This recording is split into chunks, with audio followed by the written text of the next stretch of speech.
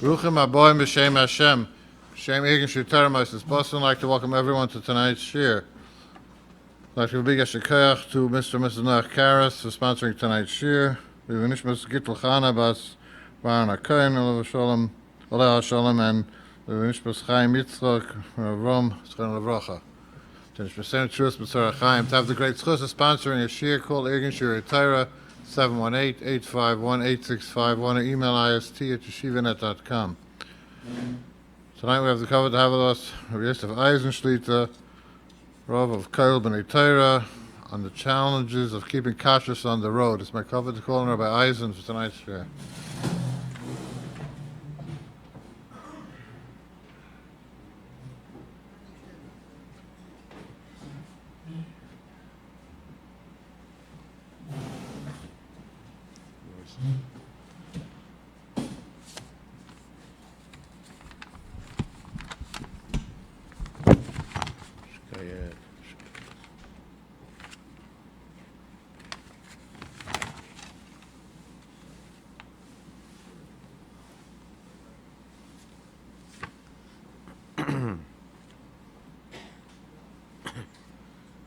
There's a din in Shulchan Aruch that's very appropriate to mention at the beginning of this topic and this shir, that I think in several words encapsulates, captures the tachlis and the matara of what we want to take out of this shir.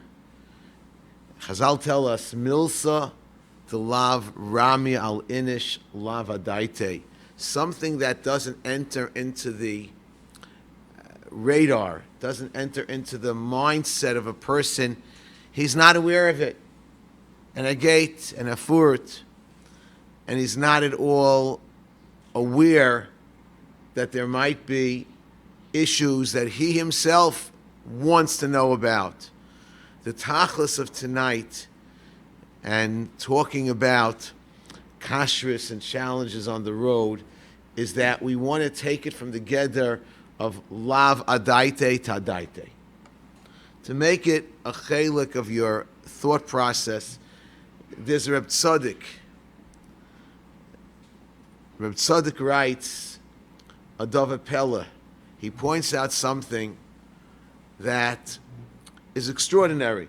He says if you go into any Svarim Shank and you look at the Krochim of Shas, he says that more than Chatzi Shas has some type of an association to Oichel, whether it's Shabbos or Yontif or Zvachim and Menochis, of whether it's Shabbos, Hoitzah, whatever you'll turn to, Hilchas Brachis, every single chelik, there are hundreds of simonim in Unzera Heilige Daled Chelke Shulchan Aruch, hundreds of simonim in Chalakim of Aruch Chaim and Yeridea that talk about food. So Memela Zakter of Tzaddik, Haloi Davarhu. This is a Dava Pella. Imagine half of the Rabban Shalom's Torah Shabbat Peh has some association to food. Vosket Farda.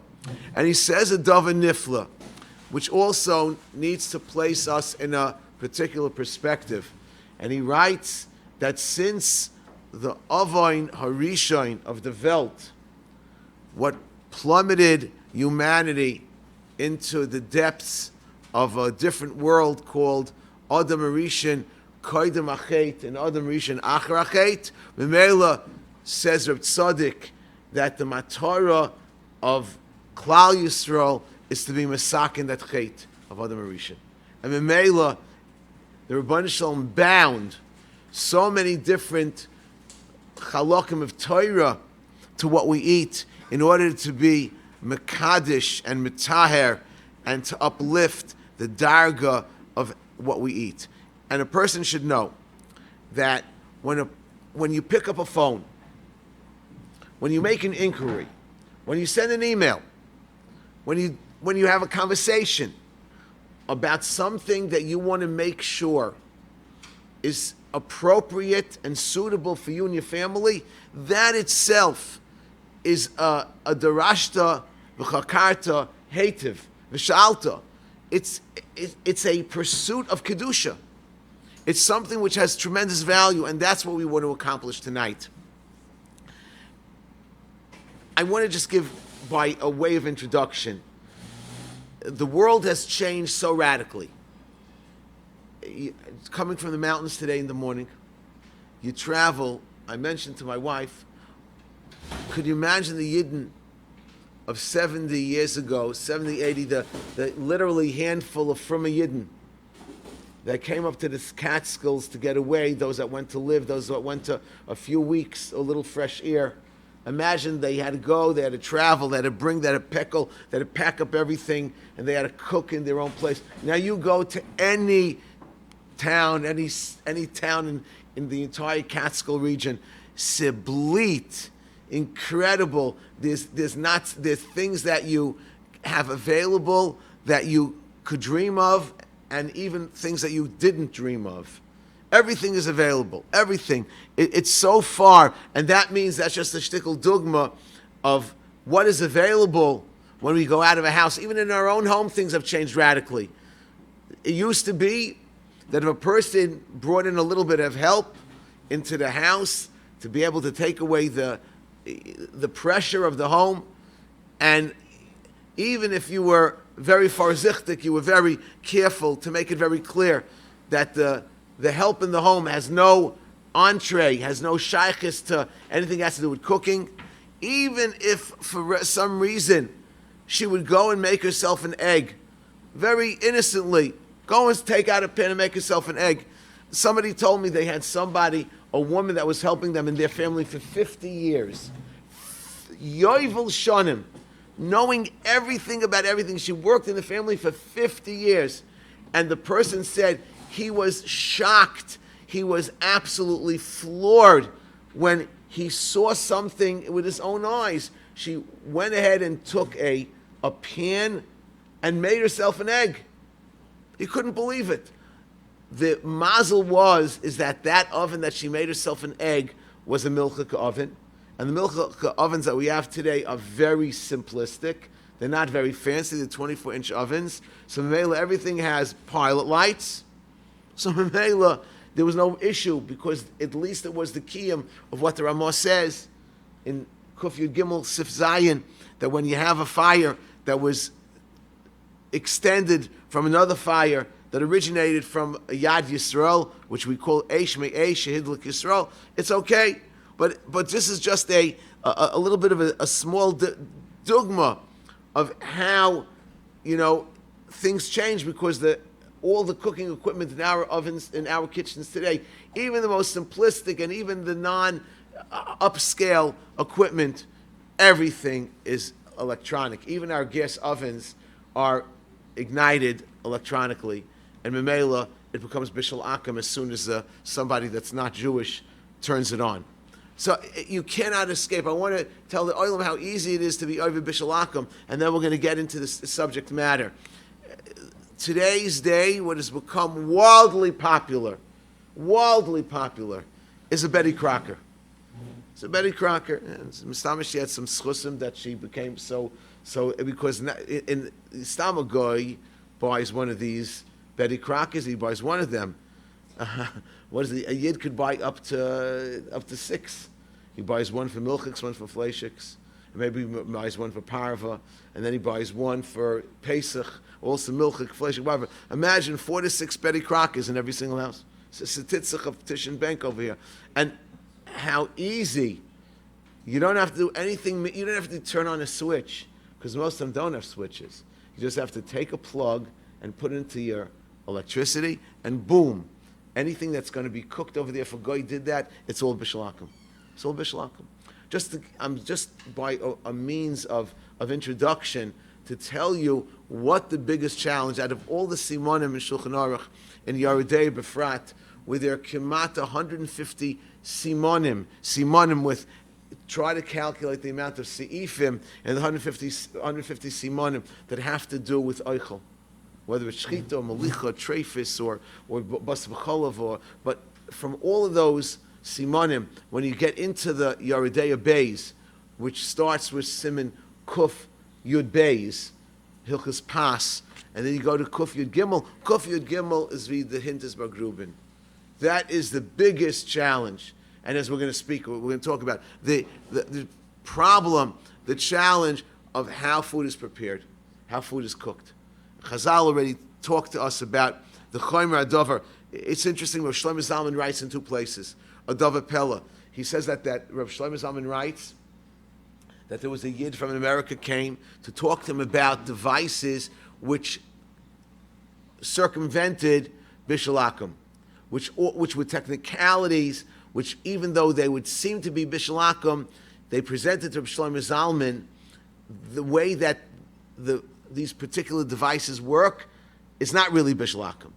And the person that presented it writes that he had gone to Rav Shlomo Zalman, come upon him throughout the years to be shoyal from one of the Gedolei Ador about different halachas. And he said that this time when he spoke to him about this device, which was linked into Bishul Akum, so he saw Rav Shlomo Zalman being very impatient, which was kimat not in the mitzias of Rav Shlomo Zalman Auerbach. He was the most patient, gracious, respectful gadol that you could imagine. And he saw he was getting almost even agitated. So he said, Rebbe, he says, did I say something wrong? Did I mention something which was not proper? And he said to him like this. He said, mention, people just came to me. People that are Isaac in Kiev, in France, and under Pletz in Europe. And they came to me bemoaning the status of Yiddish Shtibe, that Kemat is more than 50%. There was at that time, decades ago, there was a 55% loyalenu statistic of intermarriage. And they came to me to see, they have eitzis, brachas, how to prevent it. He says, Nich Zugayich. He says, Chazal were goizer bishul akum mishum chasnus, because of marriage with goitis. He says, over here, we're trying to prevent it. Don't you know that one hiddur in the Indian of Bishul Yisrael in America saves an intermarriage in Paris? Ad kan l'shoni of Shlomo Zalman. One hiddur in America saves it in Paris. So Memela, if we're talking about, I'd like to, in the Geder, with the guideline of trying to let you leave after my with something in your pocket. I want to break up, because there's so many different applications. We eat in our house, fine, we eat in our house. But it's astounding, it's mind-boggling, if we think about it, of how much we eat outside our house. And as I'm going to very clearly identify how many things which are so natural, we don't even consider it as if we're eating outside our house, but we're eating outside our house. There are many times we have non-optional choices of eating. They're not optional. L'mashal, a person making his own bar mitzvah, a person's going to an afrif of a brother, a person's going to a sheva brachas of a sister. Is that optional? It's not optional. When you're not going to go? And if you're going to go, you mean you're going to be the miyuta that says, oh, I'm coming with my own food. Many times it's not even pashut, because the caterer will, if the caterer is a good hashgacha, they'll say you can't even bring your own food. How can you bring your own food? Then you have to eat in paper dishes. It becomes so complicated. So here you are, in examples and gedarim, you're outside your house. So to speak, you're not totally on the road, but you're on the road somewhere outside your home. And all of a sudden you find yourself at a simcha. You go, sometimes there's a busy Shabbos in June, Baruch Hashem, there was simchas galore. So how many times do we find ourselves going to 2, 3, 4 Kiddushim? And even if you're not going to eat by all of them, but you're going to maybe eat by 1 or 2 of them. So these are all examples of non-optional choices. So do we just eat? We take for granted, oh, you know what? Listen, I know this guy, he's a Ben Torah.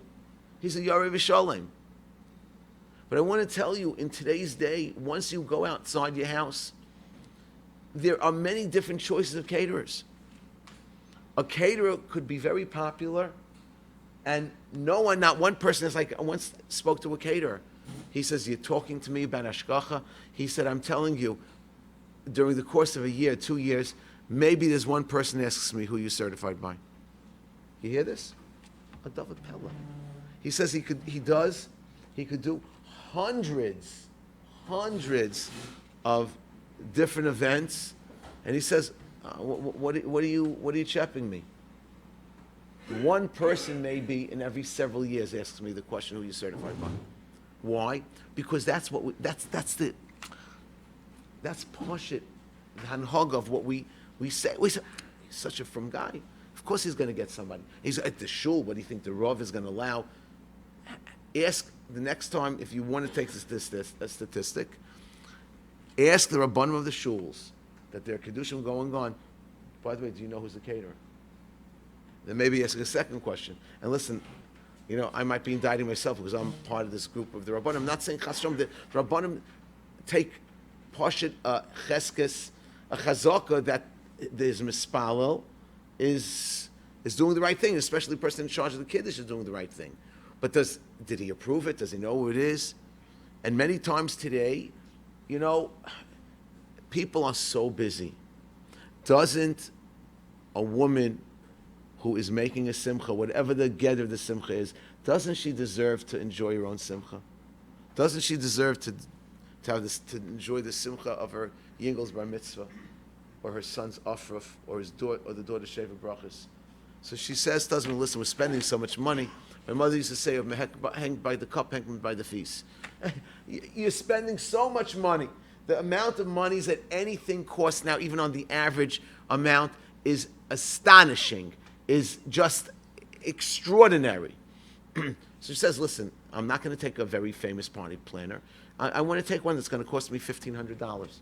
You're spending already $6,000 for the Kiddush. Let's spend $7,000 for the Kiddush. And I could be like a lady. I could just walk into my own simcha like a lady. Doesn't the woman deserve it? And it's very popular. It's a very strong argument. You cannot be doich that argument. So the party planners in many areas, many of them are erlich and fine, and they don't mean to do things that are not kahoigen. But you know what? None of them in our neighborhood are certified, have any ashkacha. They could be saying, listen, you're an indicator, I'll take care of everything for you. They could be buying salads, they could be buying different food items, I'm not saying they're buying something which is not chas v'chalila, considered kosher. I'm just saying you might not have any idea of the level and the standard of kashrus that you're feeding people. Do you hear what I'm saying? Because even in this category of non-optional choices, where you find yourself having to go something, what about if you're the Baal Simcha itself? So now I ask you a question, and these are one of the questions that I'd like to have you leave the share with. Do you bear any achrayus on the food that your guests eat? A very simple question. What achrayus does a person bear when you're inviting people to partake in your own simcha? What achrayus? Do you feel that you are taking ownership of that achrayus? If that's the case, and Lomash just gave you the example, you're making a simcha far from your house, and you hired a party planner, you hired a caterer, and you bring in specialty things. You mean you're totally putty, just saying, okay, I hired a person, so I'm fine with that. Maybe it should be like that. It should be like that. I don't think that we choose, when we go on a trip, when we go finally on a vacation, and we have to stay a place, do we do more research and making sure that the place that we're staying is not a complete and total dilapidated place than we maybe spend in looking into the Ashkacha? So here we are talking about taking achrayus, which l'chayra, I want to tell you, seemingly to me, I'll be pashtus, is that this is something which is a non-optional choice. You have to do this because it's your simcha, but you most definitely have to rethink it and say, 1 second, what achrayus do I bear? Maybe I should consult with somebody and see, maybe I should have a special mashgiach by the kiddush. Maybe there's nobody there. And if there's going to be Chil Shabbos, what we're talking about, Yoredeya, but one of the Arba Chelkei Shulchan Aruch, Gabi food, is Hilchas Shabbos. Is the Reish Nun Gimels in Hilchas Chazorah, Hilchas Shia Chadosha, Hilchas Reish Nun Hey, Halachas of Hatmana, Habat Shin Yud Ches, Halachas of Bishul. All these things are Dvar Ma'amdim Shel Olam. What about that? Do we have somebody that we could say is being mefakech al zeh? Are we trusting a waiter that literally looks like he just literally rolled out of bed at 10:30 and has a yarmulke on? And he is your person that's guaranteeing that your guests are not being nichshel in any dikduke Shabbos, or maybe sometimes even bikrei halachas of Shabbos. But this is something which could be changed. It could be changed with the sense of feeling achrayus. Even more than that, taking achrayus. And he on a senis, on a sort of esoteric spiritual level, the more that we take achrayus for what our guests consume, the biggest siyata d'shmai, no doubt, that the ones that are the etzem, ones that are the cause of the simcha will have. Wouldn't one think, al pi ashkafa, al pi musar, that chassan and kala that have a wedding, that you try to take whatever steps you can to assure an extra level of hiddur? Zicha, there's no suffix that couple will enjoy bigger siyata d'shmaya, because it was in an environment of doing something outside HaYosef Toiv.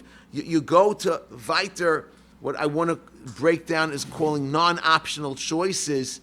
You go, l'mashal, Rabbi Isai, to a supermarkets. Today, in the mountains itself, going back to the mountains, there must be 10 or a dozen very large supermarkets. And a supermarket is not just a supermarket. A supermarket is a bakery. A supermarket is a takeout. A supermarket is a pizza. A supermarket is sushi. A supermarket is all sorts of different ice creams and nut. It's every single. Remember, the tachlis of the one investing in the supermarket is that you don't have to step a foot to go anywhere else. Buy everything under my roof.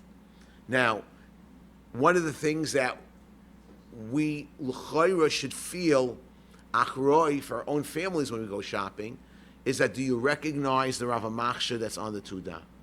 Do you recognize the name? Many of those names are indeed recognizable because they are the big Hasidic hashkachas that are respected and well known, and the name is something which you are very familiar with. Matov Manoim, great. But is that the case everywhere where you go? And the answer is possibly not. Right now, the way that these competition markets work, if one supermarket had name recognition, the other one has to have same also. So it's good for us. That's good because Lamaisa takes away the question of who really is in charge. But I must tell you, to find erlicha from men, boys, that you are placing in charge of the etzem, making sure all the fires are on, making sure all the ingredients have come in with a recognizable hashgacha. Do you have an idea of what's available when you go inside your house, outside your house in terms of buying products? Tens of thousands. Many of them are imported. Do you recognize the hashgacha that comes with a waffle or anything else, or a cookie, and it doesn't have the standard hashgacha? This is something which, once you go out, you have to buy food for your house. So this is also would I consider it a non-optional choice? When you go to restaurants, I had two incidents that just came to mind, just literally in the last couple of days. A guy called me last night. He was very upset. He said he went to a place in Irvein B'Yisrael. He goes and he says he only saw two ladies in the front. He says, who do I have to speak to? I'd like to speak to the Mashiach. He says, why? You want somebody to put your food on in the fire, in the back? Apparently, he was either Sephardi, he wanted to be Makbid, to have a better level of Bishul. And she said, no problem, I'll take care of it. He said that it was under this and this hashgacha. I'm getting very weary and very apprehensive about trusting this hashgacha. I think she herself, I don't know if she was from, she herself went in there and took care of it. She couldn't present to me anybody from in charge. And it was a busy, flashing place. So the first thing I told him, I said, it happens to be that in the halachas of Hilchas Lashon Hara, in the Chafetz Chaim, where he talks about B'tzedek Tishbet Es Amisecha, you're mechuyev al pi halacha not to start disparaging or saying that there's something inherently or something fundamentally wrong with this hashgacha. Call up the hashgacha, give them the name of the place, tell them the day that it took place, tell them when it happened, the time, and tell them that you'd like a call back. If they don't call you back, that's a big problem. But as much as you want to be careful, you also want to be careful not to disparage and to be Mekayim the mitzvah, saseh, the Chafetz Chaim writes, if you don't give a person, especially if it's a from person, even if it's noitel l'kaf chayiv, Chafetz Chaim writes, there's a chiv of b'sedek tishbet es amisecha. So over here you have an example of one example. Another example is that many times, because it's so hard to get a grounded from person, the hashgachas climb walls until they find that. But at least that's what you should be looking for. You walk into a place, you walk into a fleshige place, and there's no one that's from to be seen, or no one that at least presents to be from, and you ask them, and they say, oh, he stepped out now. Fleshige place has stepped out now. That's not okay. He stepped out now. Now, if he stepped out, so at least maybe he stepped out for 5 minutes, maybe went to the bathroom. But that should be something which, even though the onus of hashgach is on the Rabbanim Machshir and the people that patronize those hashgachas, the customers, the consumers, shouldn't have to worry. It's not your job. What are you going to be, a mashkiach on the mashkiach? That's certainly not your job. But at least you should bring it to their attention. You have a chiyuv to bring it to attention. So you have these non-optional choices that sometimes you find yourself in. Talking about traveling on the road. How often is it that it's late and you're tired? You need a coffee. And you need an infusion of caffeine. You walk into a place, you say, oh, I'm going to go to, they cut, some of the stops that were usually available. They're doing construction, but there are stops. You go to a stop and one of the vendors say, 1 second, there are hundreds of people davening Mincha and Ma'ariv. I might as well capitalize. I'm going to go ahead. I'm going to have coffee because that's all they're going to have for me is coffee. But I can make a decent. If I sell 500 cups of coffee, I'm making money. That's money, and I'll have Chol of Yisrael because that's the only thing they drink is a special kosher milk, right? No, rabbis, I ask you. You go to a stop.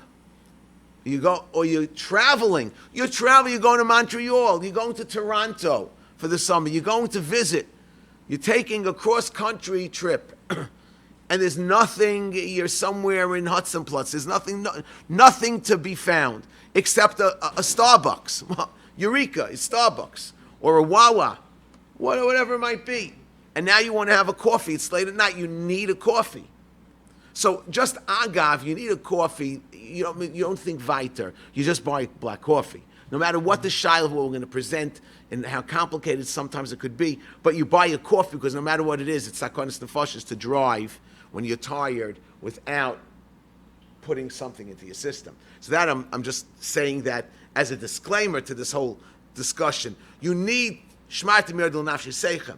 But Lamaisa, I'm getting back to what I asked you before. You're on the road, and over there you like coffee and you're milchik, so you want some milk in your coffee. No, is it mutter to have that bottle of, take that bottle, he shows you, hey, you want to know, here's a kosher milk, here it is. It says dvash on it. It says golden flow on it. So what's the halacha?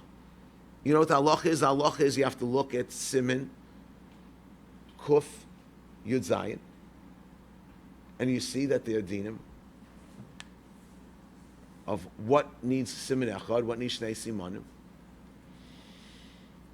And you find out that one of the Simanim, one of the four categories of food that is Tzarech Chaysim Echad is the mnemonic that the Gemara, the Shulchan Aruch gives, is Champag.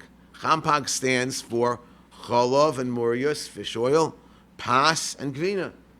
Tzarech Siman Echad. What siman is there on an open bottle of milk? So if he's opening the bottle in front of you, so you're in luck. He's opening it in front of you. So what's the shaila?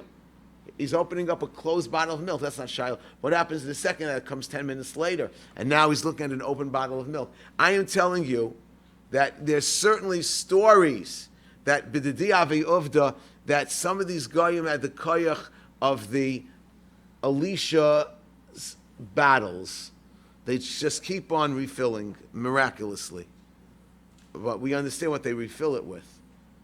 Every single reason of why the Shulchan Aruch says that these things need a siman echad, because otherwise the suspect, all those suspicions are relevant to this question. Why?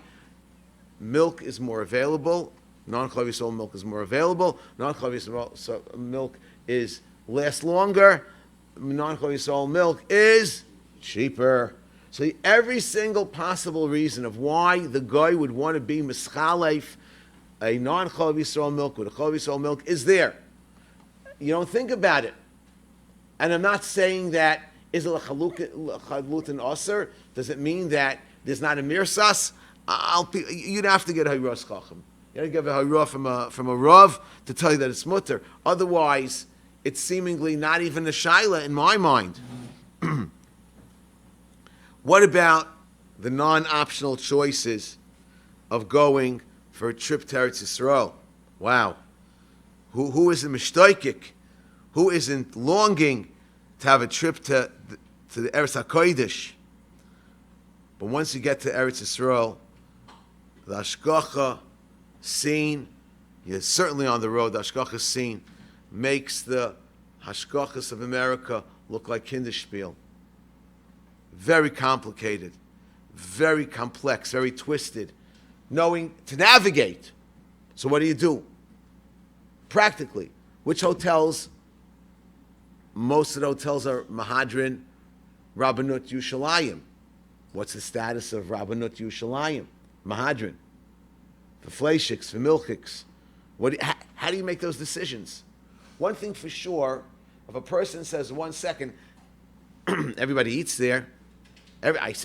I see so many from people that I know. Yerei v'shleimim. I'm not doubting that. Bottom line is, what research do they do? They're today, Hashem asa chesed in Klal Yisrael, that there were American Rabbonim that became Toshri Eretz Yisrael, that became inspired that they have to take achrayus because there's so many American people that are being choshech b'choshech. And they decided to have special hashgachas that give hadracha and will tell you exactly, this hotel is beseder, this hotel isn't beseder. These restaurants, you could rely on. These restaurants, you can't rely on. They go into these places. They assess the places. They understand American mentality. They understand the way that kitchens operate. They understand the way that people could be devious and deceptive. They understand this because sometimes it takes the vision and the understanding of an American mind to know exactly how these places operate. But if you don't think about that, you have to find out, you'll never even know to even ask someone to say, do you have somebody that you could refer me to? That I'm going to be in Eretz Yisrael for 10 days. I'm going to Eretz Yisrael. I'm taking an apartment for 3 weeks in Eretz Yisrael. And I'm going to want to stay in a hotel. I'm going to want to go away. Could you give me some type of a reference of who I could call? But if you don't even allow that to be on your mind, you're not even asking that. That's what I said in the beginning of this year. If it's Milsa Delav Rami Al Inish, if it's not something which is in your focus, if it's not something in your mind, if it's not something which you feel that you need to take total and full achrayus for, you are not going to even ask the question. The purpose and the tachlis is to be educated, to know that you ask a question. Listen, no one is traveling and no one is going on Eretz Yisrael and they want to go on the tours, the limited places that you could travel in Eretz Yisrael today, without really making a plan how you're going to get there. You're not making a plan where you're going to rent a car. You're not making a plan if you're going to take a tour guide, which tour guide to take. You're not going to look into the tour guide. You mean you're just going to take, so you're going to open up whatever an Israeli white pages and just choose anybody that sounds from? That would be ridiculous. No one does that. You do your due diligence. You look into this. So could it be that what we eat and what we're going to have for Shabbosim and what we're going to have meal after meal should be any less choshev than that? And talking about Eretz Yisrael, it becomes so much more complicated because it's not only Kashrus.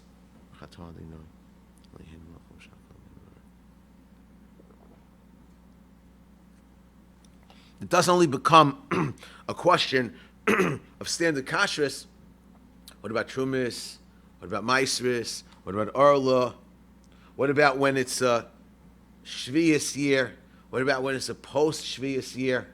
There's so many halachas. Where are you getting your guidance? Where are you getting your navigation? These are things which you have to be aware of. And today's day, it used to be that you had Kedem, Manischewitz, and Shapiro's wine. Anybody remember Shapiro's wine? Shapiro's wine from 40, 50 years ago. That was basically the wines that were available. Extra heavy Malaga. Today, you walk into any wine store anywhere. If you don't know what you're getting and you're asking for recommendations and trying to shop around, you could be there for half an hour. And there's so many ashkachas. Over there, you're buying wine. You're on the road. You're going to somebody's house. You're going to visit Eretz Yisrael. And you want to know what wines. This is a parsha arucha b'fnei atzmai. Somebody called me today. A person that's a Rosh Kollel called me that he got a bottle of wine. And he wanted to know, he said it has 3 ashkachas on it. So I said, listen. It's 3 ashkachas on it. I said, where's it come from? He told me the country it came from. So right away, it happens to be that I know in that country it's a complicated matzah because they rely on certain ikar rabbanim machshirim and they don't necessarily tout the best reputation. So I said, listen, I'm not telling you the wine is not good. I'm telling you for your standard of what you're looking for, I don't know if I would tell you to drink the wine, but you don't have to throw it away. You could give it to somebody that might not have the level of akpadas that you do. But you have to know that. And if you don't know it, inquire.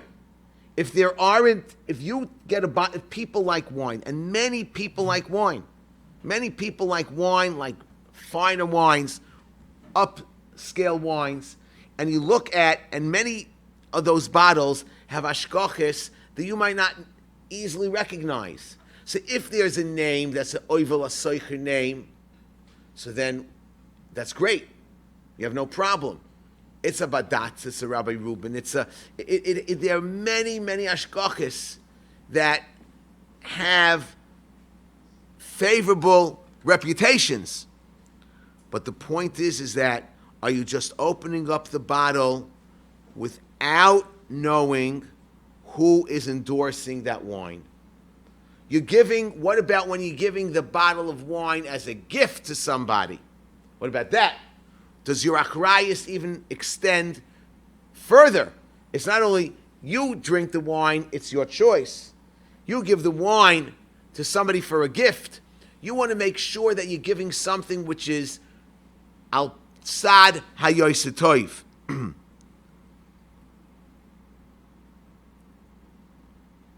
Many Chalokim Klal Yisrael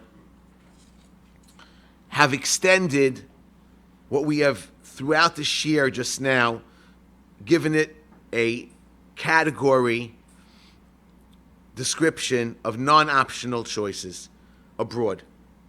Many people consider going to Kivrei Tzadikim all over Europe. It's become very popular as it's not optional. Megates at Kivrei Tzadikim. You see Yeshuas by Tzadikim, and you go, you four. Now, who's really? He go for 5 days or 6 days, and there's a Shabbos in between. Who is really schlepping that type of food? Very rare.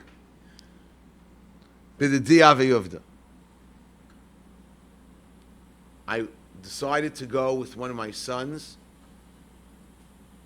and we were going to be spending 3 or 4 days in Kruke, in Krakow, the home of the Gedolei U'Me'orei Klal Yisrael, the Poiskei Klal Yisrael. Rabbi Yosef, I did research. I called. I emailed. I made sure that I tried to cover every single angle. I arrived in Krakow. The first stop was Sarah Schneer's place where she had her first seminary building. And I went, before I started to eat, I went into the Mashgiach. Okay. So I met the Mashgiach, and he looked like a very fine Jew. Remember, we're talking about Krakow now. We're not talking about North Miami Beach or Boca. We're talking about Krakow. So for Krakow, it looked pretty good. But then I saw behind him, there are 2 categories of goyim in general. They're the goyim that are the workers, and they're goyim that was then ze balabatavin. They like to take charge. They are, and those goyim that zen the balabatavin goyim, the owners love them because you pay them a little extra, and they literally are very talented. They are ready to take care of everything. Okay, fine. So I asked the mashgiach, by the way, I know, where do you get your bread from? Where do you get your chicken from? I knew things were a little bit of a concern when he started to say, oh, the box is on the floor, and because the floor was apparently wet. He said, let me see. Let me look. He says, it came in that box. And he started to go down on the floor and pick up the wet box to see the name and the hashkach of the bread. So I knew that there was something to be, it registered.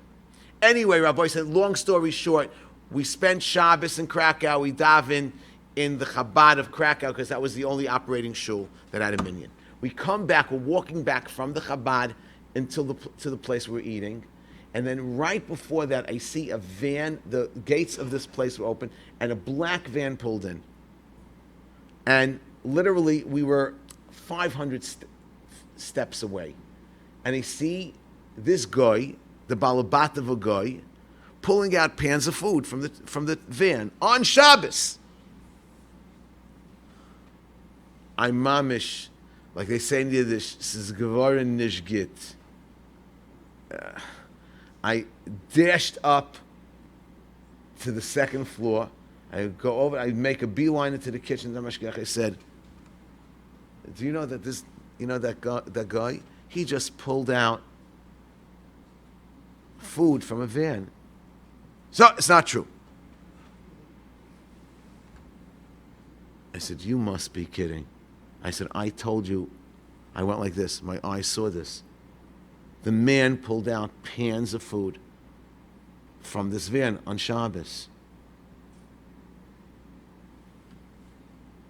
There was no real time. No, he didn't. It was there before. He pulled out pans of food from that van on Shabbos. The rest of Shabbos, I only ate challah, hoping for the best. Somebody sitting next to me, a prestigious doctor from Flatbush. Prestigious doctor. He says, I see you're not eating. I said, that's a pretty good observation. Now he knew why he was a doctor. I says, yeah, I'm not eating. And I told him why I'm not eating. He said, so what should I do? I said, I don't know what to tell you. He said that the food that you're eating came out from something else. It was a different warmer. He gave a whole pilpul. I don't know what to tell you. Anyway, for the rest of the trip, which was another 2 days, the only thing I ate was things we were able to recognize. There was peanut butter in a PC, in a portion-controlled size with the hashgacha on the peanut butter, and that's what I ate the rest. Rabbi said, what's the moral of the story? You're on the road. This is ma'asim b'chol yom. In certain places, the Rebbeinu Shalom has allowed the Anshlei Shleimenu in really setting it up. In Keristir, there are Hamisha people, that the Hamisha kochs, they get the food from Eretz Yisrael and they cook. And Lezhensk is the same story, and maybe in Sanz is the same story. All over the Mekoimis, the Orim in Eretz, in the blood-soaked Europe, have these systems. When you go there and you're in a group, and there are Hamish mentioned that are in the kitchen, controlling the kitchen, cooking the food, taking the food, buying the food from Erlicha sources.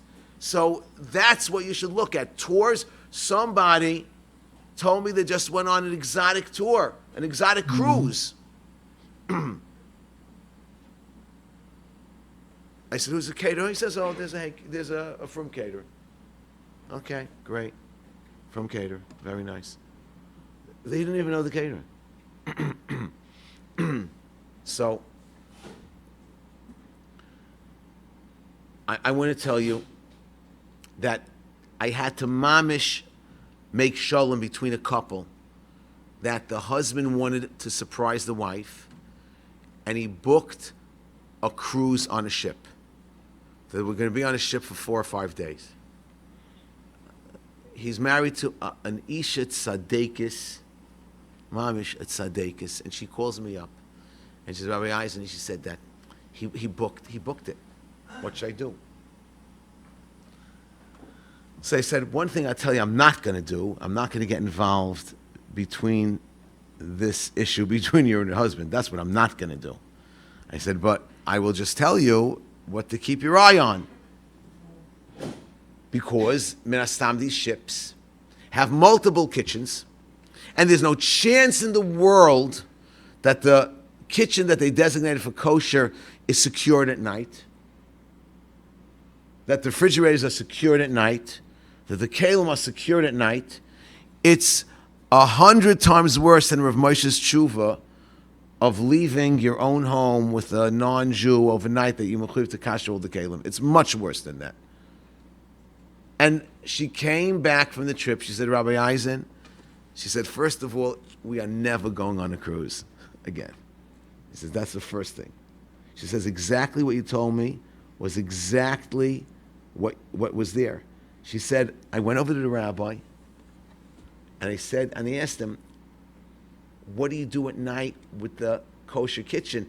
There are 4 non-kosher kitchens lined up, all on the same, remember, it's all on the same line, because the way that, how does plumbing work, how does electricity work, you have to be on the same line. How could you not create, you just extend the plumbing line, the plumbing pipes, you extend the wires to go from point A to point B, and you divide it with walls.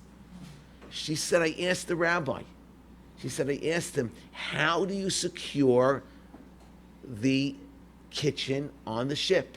He says, well, I want to show you. And he takes out some tape, and he says, I put tape on the refrigerators.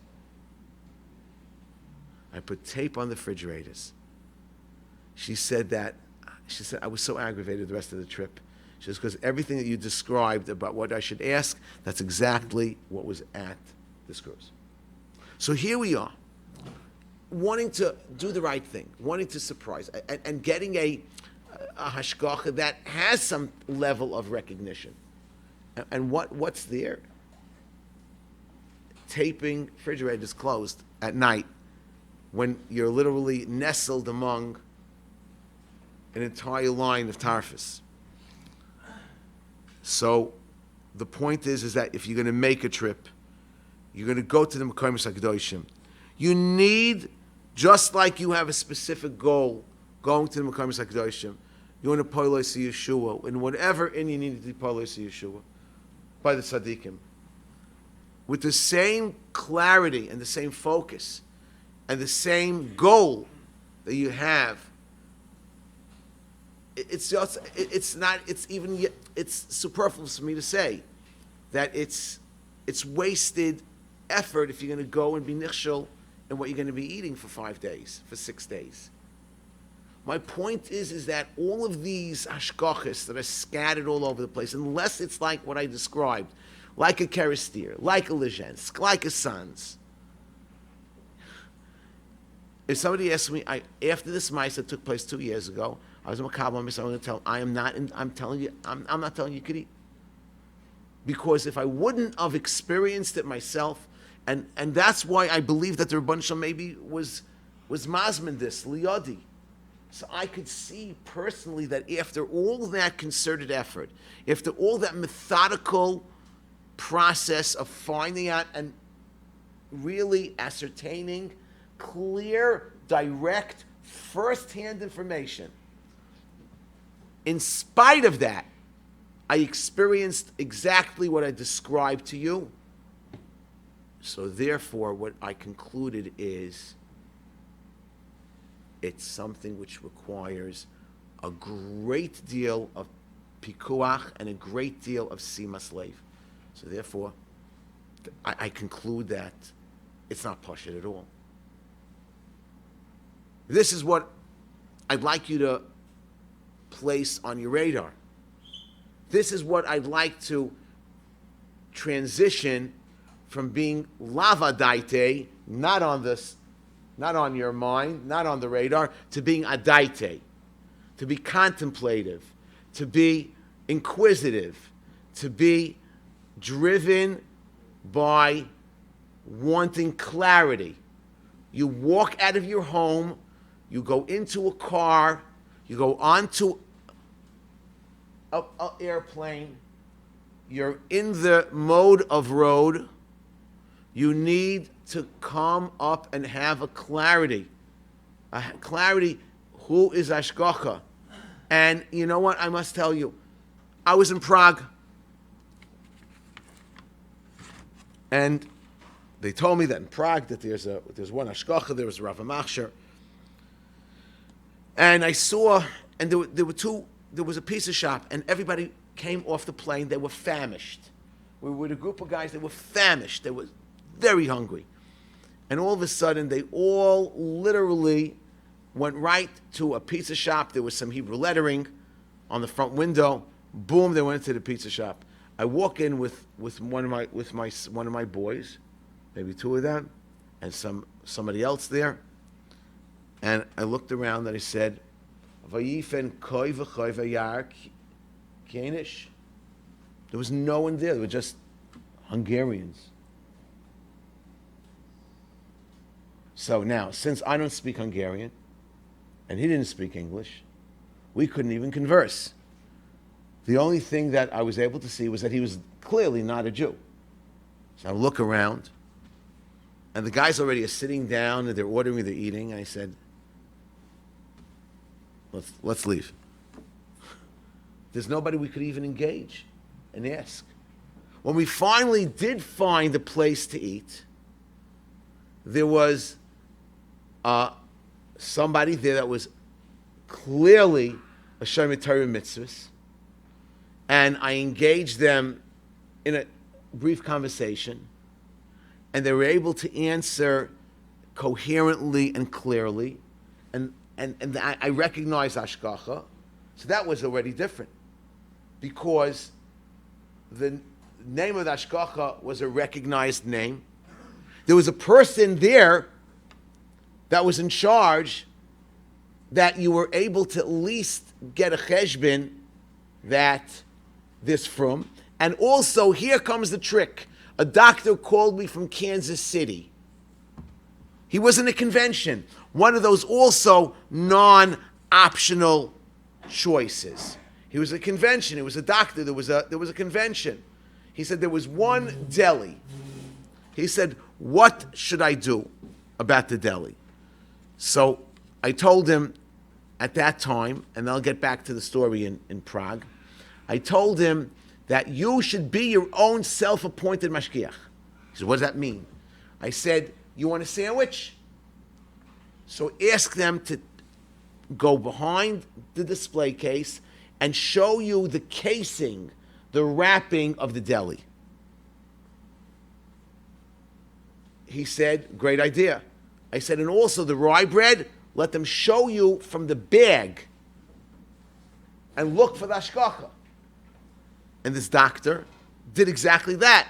He called me back. He said, it's a great idea. I said, you just became your mashgiach.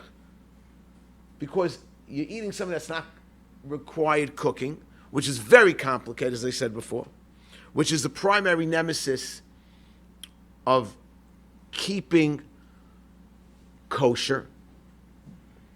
Ad kedei kach, we paskin that b'shalakim requires hechsher. Al pi halacha, chatchila. And he became a self-appointed mashgiach. He looked at the deli. Am I choshesh at the slicer? No, I'm not choshesh at the slicer because it was certified. There was a local certification. So that much, while I'm concerned about the little bit of the fat that sticks to the slicing blade, no, I'm not. Especially he saw that the deli that he saw had all a regular standard hashgacha, because they ship out to Kansas City, and the bread was certified. You want to go into a restaurant and you're not really sure about the standards, you find the from person and become a Ben Svard for the night. The fundamental difference between the Beis Yosef and the Ramah is that the Beis Yosef requires that a Yad Yisrael, as it's mavur in Kuf Yud Gimel Sif Zayin, a Yad Yisrael has to be involved in the bishul in some capacity, either with stirring or with placing on the pot in a place where it could cook. Become a Svardi. But this way, there's no chashash that maybe the fire went off and the guy turned it on. Maybe it was a piece of equipment that is not that's electronic. You know, all these things need to be clarified. Spend some time and make inquiries. And if you want to go to a place and be careful, so this is a gewaldig idea. This way you guarantee, you're telling the person, and that's what the Sfardim do. They call it Bishul Yisrael. Interesting. They call it Bishul Yisrael. They want a from person to be Makayim, the standard of the Beis Yosef. That's what they do. And it's a moiridik safeguard, especially when you're traveling to places where you're not familiar with. It's a moiridik safeguard to avoid the she'ela chamura of Bishalaka. Because you're appointing and you're designating to say, please go in and tell the from person, tell the manager, tell the mashgiach that you want him to put on your food. Just in conclusion. So we spoke about many non-optional choices close to home, non-optional choices in going abroad, non-optional choices going Eretz Yisrael, Europe. The optional choices is sometimes when you go to a hotel, you decide you're going to go with the whole family to a hotel. And that's really why Rabbi Bald invited me, because he heard of a certain story of a hotel that people didn't even know. Everybody was going there. And this person arranged for his family to go there, and it happens to be that the Rav Machshir had a very poor reputation. But the problem is that he gave already everybody was booking rooms. They already gave a very hefty deposit. What do? You learn a big lesson from here, that you need to do Hakir Vidrisha. You need to do research. Here is a case of a optional choice. You don't have to go. Pesach programs, okay, sometimes people have to go away for Pesach, but many times people go away for convenience. Do you know everything about, besides the speakers, besides the advertised speakers on the program, do you know about the level of hashgacha?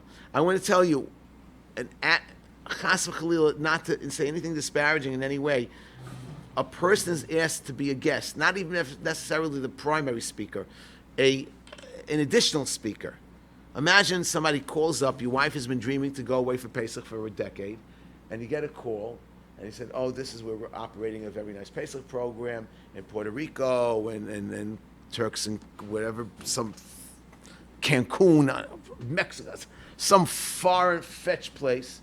And by the way, we wanted you to come and give a lecture, 2 or 3 speeches, and you have a free Pesach. He gets off the phone, and he tells his wife, and she said, we're ordering suitcases right now online. She said, don't even think of saying no. So that puts the whole system, it spins it out of control. So that's something which a person needs. And just at the last statement, I just wanted to tell you, that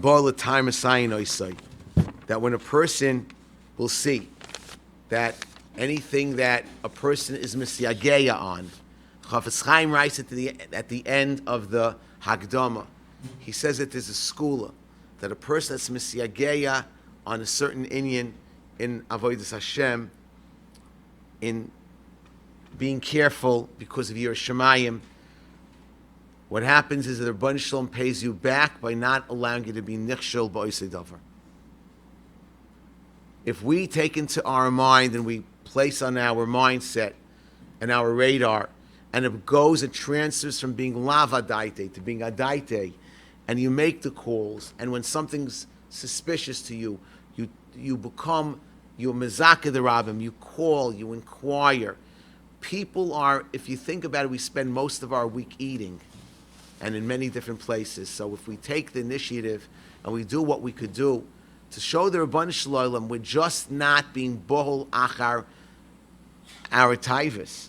We're doing it in a contemplative, in a way which involves cerebral choices and following up and making the calls. And even if you have to call multiple times, you just get more schar for that. So zicher, there's no suffix.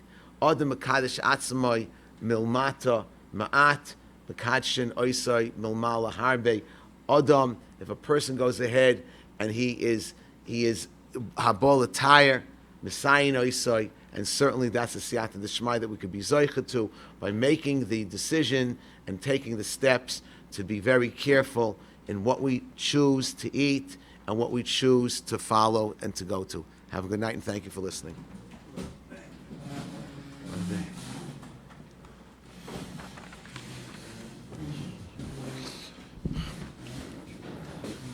Please don't.